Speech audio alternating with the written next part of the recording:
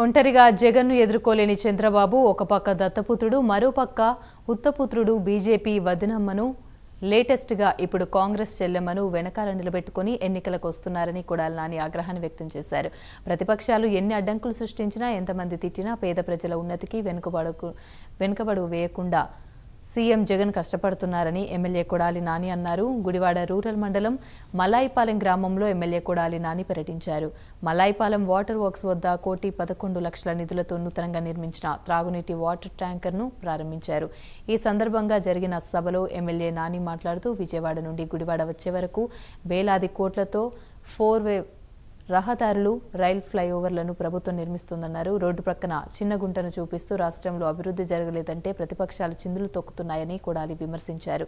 ఢిల్లీ పెద్దల దెబ్బతో ముందు నుయ్యి వెనుక గోయిలా చంద్రబాబు పరిస్థితి మారిందని నాని ధ్వజమెత్తారు.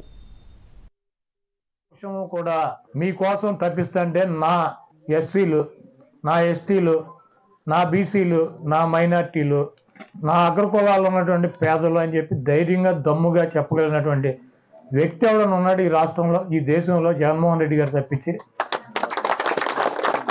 ఒక్కడిగా గెలవలేక నన్ను చూసి జగన్మోహన్ రెడ్డి భయపడుతున్నాడు అంటాడు. సరే రారా బాబు అంటే పక్కన దత్తపుత్రుడు ఉన్నాడో లేదో చూసుకుంటాడు.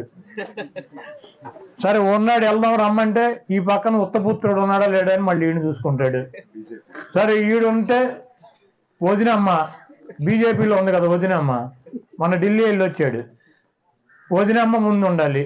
సరే వీళ్ళు ఉన్నారు సరే అంటే మళ్ళీ ఇప్పుడు కొత్తగా కాంగ్రెస్ చెల్లెమ్మని తెచ్చుకున్నాడు, వెనకాల పెట్టుకున్నాడు. ముందేమో బీజేపీ వదినమ్మ, వెనకాలేమో కాంగ్రెస్ చెల్లెమ్మ, ఈ పక్కనే ఉత్తపుత్రుడు, ఆ పక్కనేమో దత్తపుత్రుడు. సరే బయలుదేరరా వెళ్దామంటే వెళ్ళి హైదరాబాద్లో కూర్చున్నాడు.